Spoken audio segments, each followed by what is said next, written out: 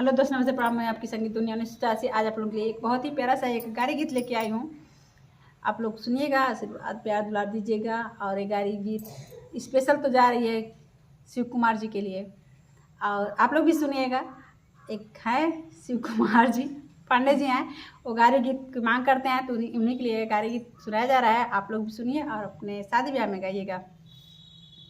अपने चलिया से भाएला चार शिव कुमार साले पालागी, अपने चलिया से भाएला चार शिव कुमार साले पालागी, पालागी हाँ पालागी, अपने चलिया से भाएला चार शिव कुमार साले पालागी, अपने चलिया से भाएला चार शिव कुमार साले पालागी। तब तो कहा हम दहेज ना लेबा, तब तो कहा हम दहेज ना लेबा, तुहरे तो बाटे बहुते गरीबी, तुहरे तो बाटे बहुते गरीबी, बेचवाई दिया भुसवा हमार शिव कुमार साले पालागी, बेचवाई दिया भुसवा हमार शिव कुमार साले पालागी, अपने चलिया से भाएला चार शिव कुमार साले पालागी, अपने चलिया से भाएला चार शिव कुमार साले पालागी।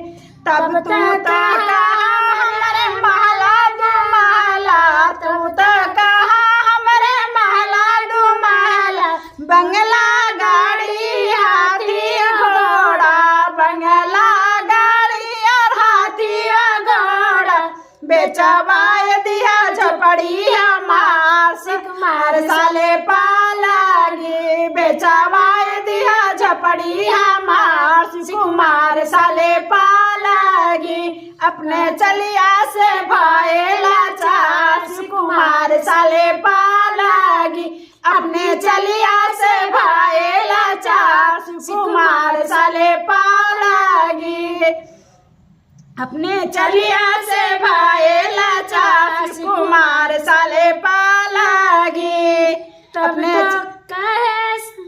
तब तो कहा हमरे महला दू महला, तब तो कहा हमरे महला दू महला, बेच खाए भुसवा हमार शिव कुमार साले पालागी, बेचवाए दिया भुसवा हमार शिव कुमार साले पालागी, अपने चलिया से भाएला चार